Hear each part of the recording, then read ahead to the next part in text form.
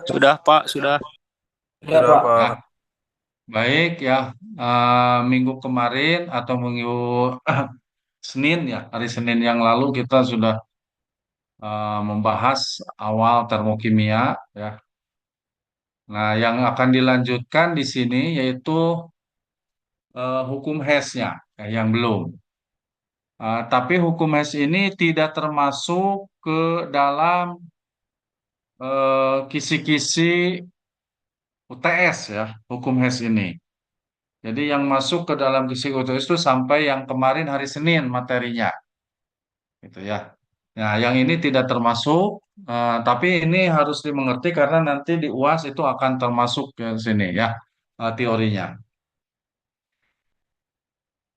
Untuk hukumnya sendiri ini kalau kita lihat dari definisinya ya, kalau reaksi dari suatu reaksi tidak bergantung pada satu tahap ya atau beberapa tahap. Jadi ini jalan untuk atau tahapan untuk reaksi itu bisa bisa apa nama itu kemana dulu gitu ya tahapannya itu. Tapi tujuannya sama ya. Tapi tujuannya sama. Seperti ini contohnya ya. Misalkan reaksi A ke B ini secara langsung kita akan A ke B atau secara contoh ya kita mau ke Jakarta dari Bandung gitu ya. Bandung ke Jakarta. Nah, kita langsung gitu ya. Tapi jalannya mungkin bisa secara tidak langsung ya. Kita ingin ke Jakarta bisa aja ya, ke Cianjur dulu gitu ya. Itu kemudian ke Bogor, dari Bogor ke Jakarta. Tidak langsung ke jalan tol misalkan dari Bandung langsung ke tol, langsung ke Jakarta, tidak begitu. Nah, tapi ujungnya ya sampainya akan sama dalam hal energinya. Dalam hal energinya akan sama gitu ya. Nah, itu yang disebut dengan hukum mes. Jadi hukum mes itu mau jalannya kemana aja, tahapannya akan berapa, tapi tetap jumlah energi yang diperlukan atau yang dikeluarkan itu adalah sama, gitu ya. Itu intinya. Ini masih ada yang join, sebentar satu lagi. Ah, Contohnya misalkan A ke B. Ini A ke B itu entalpinya, perubahan entalpinya adalah nilainya X, ya. Kemudian kalau secara tidak langsung dengan dua tahap misalkan ya, lewat C dulu. Jadi A ke C dulu ya menjadi C dengan entalpinya B ya, perubahan entalpinya nilainya B atau H2. Kemudian dari C itu menjadi B gitu ya. Nah, dengan delta H3-nya itu C, nilainya C. Atau bisa aja lewat D dan E, tiga tahap. A ke D dulu ya, terus D ke E, dari E baru ke B. Nah, semuanya hasilnya sama, yaitu ujung-ujungnya menghasilkan B. Gitu. Ujung-ujungnya menghasilkan B. Kalau dari tadi ya dibuatkan gambar lintasannya seperti ini. A ke B itu bisa A ke C dulu, baru C ke B. Ya. Kemudian bisa juga A ke D dulu, dari D ke E, dari E ke B. Nah, sehingga kalau lihat dari gambar ini, otomatis nilai X ini ya akan sama dengan B ditambah C, gitu kan ya? Nilai X ini A ke B itu kan X. Nah, akan sama dengan A ke C yaitu B ditambah C ke B yaitu C. Jadi X itu B tambah C atau X itu A tambah D tambah E. A tambah D tambah E. Ya, itu. Jadi tinggal menjumlahkan harga-harga eh, perubahan entalpinya ya tinggal dijumlahkan saja tahapannya. Dengan catatan tahapannya reaksinya harus betul. Ya, harus betul. harus setara ya, harus setara itu. Nah, kita lihat contohnya di sini. Nah, contohnya di sini bisa diperhatikan. Nah, lihat soalnya ini, soalnya sampai sini diketahui ada reaksi yang seperti ini, 2H2 tambah O2 menjadi 2H2O, delta H-nya min 136 kilokalori. Nah, ini sudah setara, delta H-nya sekian. Kemudian H2 dan ditambah O2 menjadi H2O2. Juga delta H-nya ada di sini. Gitu. Nah, sekarang yang ditanyakan, bagaimana kalau H2O2 ini menjadi 2H2O tambah O2? Berapa sih delta H-nya? Gitu. Nah, cara menjawabnya harus diperhatikan. Pertama, dilihat dulu mana yang ditanyakan. Jadi, langkahnya lihat dulu mana yang ditanyakan, yaitu reaksi yang ini. Ya. Nah, reaksi ini dilihat, oh ternyata ini H2O-nya ada di kanan, ya kan? Terus H2O2-nya ada di kiri, gitu. Nah, jadi menginginkan ini reaksinya. Kalau menginginkan ini reaksinya, lihat di soal. Nah, di soal ternyata H2O sudah di kanan, tapi H2O2 ada di kanan. Harusnya ditanyakannya di kiri. Artinya, yang reaksi kedua, yang ini harus dibalik, harus dibalik. Nah, oke. Sekarang bagaimana cara menjawabnya? Ditulis yang sudah sesuai, ditulis di sini, ditulis ya. Sedangkan yang tidak sesuai dibalik. Ini, dibalik ya. Reaksinya tinggal dibalik aja, jadi H2O2 tanda panah H2 tambah O2. Dibalikin. Kalau dibalikin delta H-nya juga harus berubah tandanya. Asal min jadi plus atau asal plus jadi min. Tergantung di awal. Kalau di sininya asalnya min berarti jadi plus. Nah, sekarang kenapa jadi membesar? Membesar itu karena ada perkalian koefisien, ya. Nah, dilihat di sini di soalnya adalah H2O2 saja, tidak koefisiennya hanya satu, ya kan? H2 hanya satu, O2 juga hanya satu. Nah, sedangkan ini perlu dikali dua, kenapa? Karena untuk menghilangkan H2 ini. Karena di soal H2 yang atas itu kan ada dua, sedangkan di bawah ada satu. Supaya sama-sama jadi dua, maka dikalikan dua. Semuanya otomatis kali dua. Kali dua, kali dua, kali dua, dan ini juga kali dua entalpinya. Ya, jadi kalau koefisiennya dikali dua, maka entalpinya juga dikali dua. Kalau kali tiga, dan seterusnya. Nah, untuk menentukan kali dua, kalau kali tiganya itu tergantung dari mana yang mau dicoretnya atau yang harus dihilangkannya, gitu ya. Yang dihilangkannya itu dari reaksi akhir itu adalah H2. Berarti H2 yang di atas di sebelah kiri harus sama dengan H2 yang ada di sebelah kanan supaya kalau dijumlahkan saling menghilangkan, saling menghilangkan, ya. Oke, sekarang dicoret yang samanya, turunkan 2H2O2 turun, kemudian 2H2O juga turun, dan O2. Nah, kenapa ini ada sisa O2? Karena di sini ada 2 O2, sedangkan di sini O2 saja. Ya kan? Ini habis, ini sisa satu. Ya, ada di sebelah kanan. Nah, reaksi ini sama dengan reaksi yang ditanyakan. Ini. Jadi sudah sama. Berarti kalau gitu delta H-nya berapa? Tinggal dijumlahkan. Min 136 ditambah 89,6. Jadi min 46,4. Begitu. Ini adalah hukum Hess yang harus diperhatikan langkah-langkah. Ada pertanyaan? Ada pertanyaan? Silahkan, baik dari otomotif maupun dari sipil. Otomotif. Halo? Sudah jelas? Jelas, Pak. Jelas, Pak. Jelas, Pak. Jelas, Pak. Baik. Ya, ini sekali lagi tidak masuk ke UTS, tapi di UAS nanti. Contoh yang kedua. Contoh yang kedua, ini ada tiga. Satu, dua, tiga soalnya. Kemudian ditanyakannya untuk reaksi yang bawah ini. Ini ya. Yang mana X? Nah, X-nya itu berapa?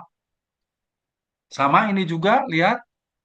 Pertama lihat reaksi yang ditanyakan. Reaksi yang ditanyakan, ya, reaksi yang ditanyakan, lihat CO2-nya ada di kanan, H2O ada di kanan. Lihat di soal. Di soal CO2 sudah di kanan, H2O sudah di kanan. Berarti ini tidak berubah arahnya. Sedangkan C2H6 ada di kiri, sedangkan di soal ada di kanan. Berarti yang reaksi nomor 3 harus dirubah, dibalik. Dibalik jadi ini. Oke, dibalik jadi ini. Ya, dibalik jadi ini. Nah, sekarang perhatikan juga ini ya, CO2 H2O. Yang harus hilang apa? Lihat, yang harus hilang ini di reaksi terakhirnya hanya ada O2, C2H6, CO2 dan H2O. Berarti yang harus hilang adalah C dan H2. C dan H2 harus hilang. Nah, kalau harus hilang maka ya C-nya di sini kan ada dua nih. Di reaksi 3 ada dua. Supaya ini ada dua, supaya yang di satu ada dua, berarti harus dikali dua. Kali dua, kali dua, kali dua, ini juga kali dua. Min 94 kali dua, jadi min 188. Oke, hilang C-nya pasti ya. Nah, sekarang H2. H2 ini ada tiga. Nih, di reaksi nomor 3 ada tiga. Sedangkan di reaksi nomor 2 ada satu. Nah, supaya hilang berarti harus dikali tiga di reaksi 2. Kali tiga, kali tiga, setengah kali tiga kan 3/2. Satu kali tiga, tiga. Min 68 kali tiga juga, min 204. Ya kan? Baru digaris, set, ditambah. Yang sudah sama dicoret, coret, coret, coret, coret. Ya, C-nya dicoret, H2 dicoret. Karena sudah sama, sudah seimbang di kiri dan di kanan. Berarti sisanya diturunkan ke bawah, C2H6 ini ada, kemudian O2-nya dijumlahkan, 2O2 ditambah 1,5 O2, berarti 3,5 O2 atau 7/2. Ya, 3,5 O2 itu 7/2 O2, kemudian 2CO2 turunkan, 3H2O juga diturunkan. Nah, jadi reaksi ini sudah sama dengan reaksi yang diinginkan. Baru nilai X-nya berapa? Dijumlahkan. Nilai X-nya. Ini dijumlahkan, ingat, ini jadi 20 karena dibalik, asalnya min jadi plus. Ya, asal min jadi plus. Kemudian ini dijumlahkan, maka diperoleh min 372. Sehingga nilai X-nya itu adalah min 372. Ada pertanyaan? Contoh yang kedua,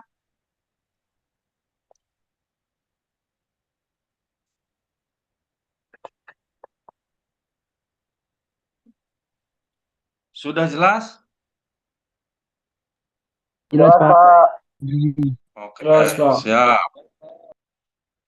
Siap, ya. Kemudian, untuk energi ikatan adalah jumlah energi yang diperlukan atau yang timbul untuk memutuskan atau menggabungkan suatu ikatan kimia. Pada reaksi eksoterm, besarnya energi yang timbul dan dari penggabungan ikatan lebih besar daripada energi yang diperlukan untuk memutuskan ikatan. Nah, ini ada tabelnya, tapi tidak usah dihafal ya. Nah, ini contohnya aja, ikatan antara HH nilainya ini. H dengan F, H dengan Cl, ya. Nah, ini ada ikatannya. Ikatan ini kalau diperhatikan ini ikatan antara atom-atom non logam. Ya, ikatan antara atom non-logam. H non-logam, F non-logam, kan ini semuanya non-logam, ya kan? Jadi untuk energi ikatan yang bisa ini adalah untuk ikatan kovalen. Ingat pelajaran waktu yang kemarin. Ikatan kovalen itu adalah ikatan antara non-logam dengan non-logam. Kalau ikatan ion antara logam dan non-logam. Ya, ingat ya definisinya. Kalau nanti di UAS ini masuk ke dalam teori. Ya, tapi tidak ditanya ini kan harus dihafal. Tidak ditanya itu, bukan ya. Tapi prinsipnya. Oke, itu aja barangkali. Ini contohnya seperti tadi ya, tidak usah dibahas lagi. Caranya seperti tadi ya dengan hukum Hess, cuman bedanya ininya ikatan ya. Apa namanya itu dari tabel ini datanya, dari tabel ini. Seperti ini misalkan untuk H dengan H 104 kan ya nih. H dengan H 104 itu. Dari sini H dengan H 104. Kemudian Cl2, Cl dengan Cl 58. CL dengan CL 58 mana? CL dengan CL nih. CL dengan CL itu 58 ya. Tidak dihafal, tidak dihafal tapi harus tahu aja kalau misalkan di soal pilihan berganda eh, H2 H dengan H ada tabelnya berapa? Tinggal dijumlahkan aja ya. Tinggal dijumlahkan seperti ini. Itu. HCl itu berarti H2 dengan Cl2 hasilnya ini maka kalau untuk pembentukan HCl tinggal dijumlahkan seperti ini. Ini di soalnya diberikan ya. Sampai sini di soal itu biasanya diberikan, tinggal menghitung ininya saja ya. Seperti yang tadi. Ada pertanyaan?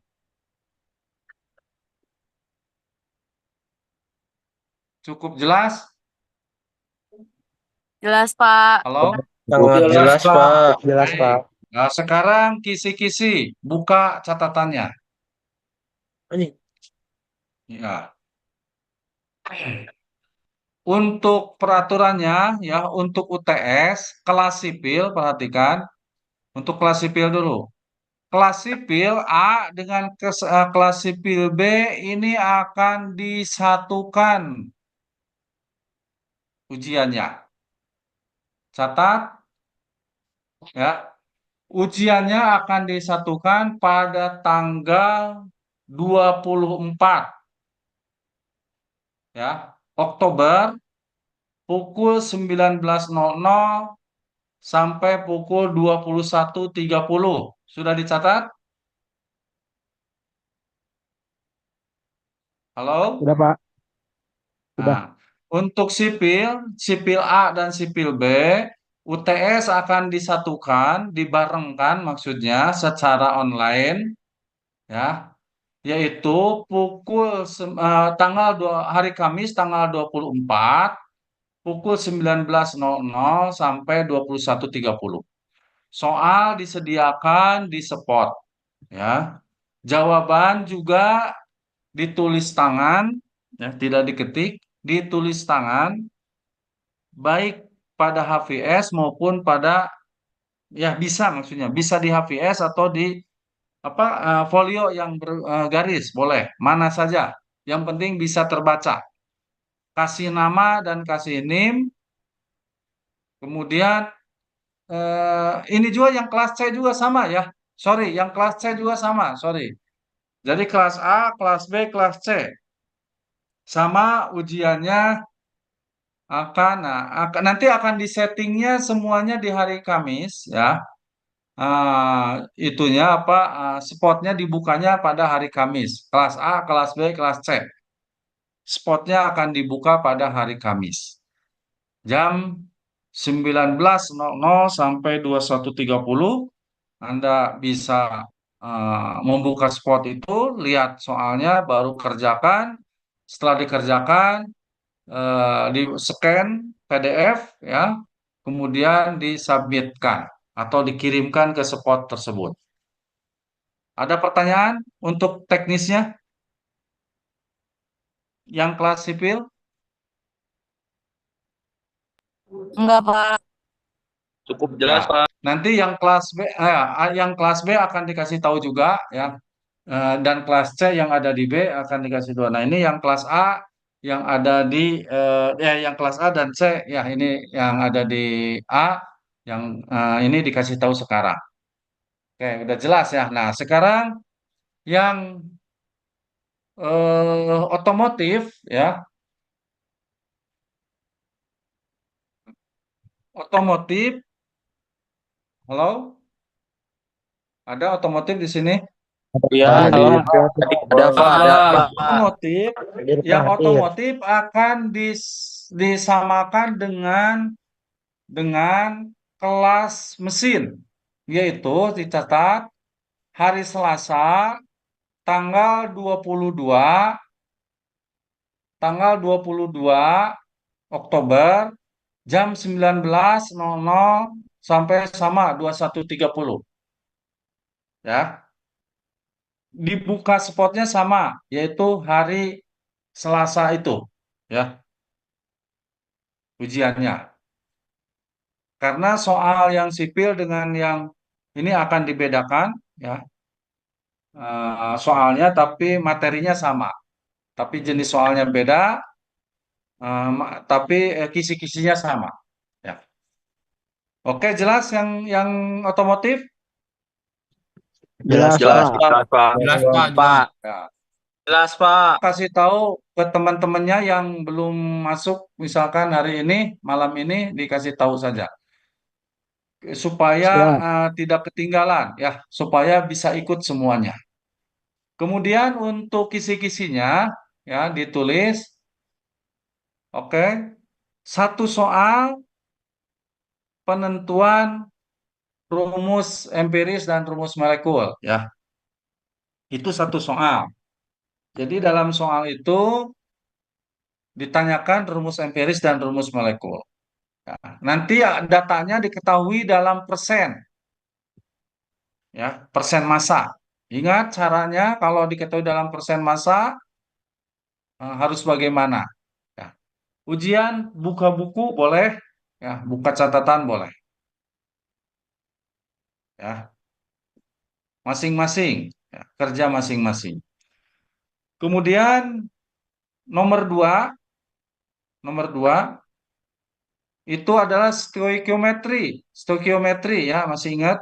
Itu dua soal. Stoikiometri ada dua soal. Soal yang satu itu yang reaksi biasa ya.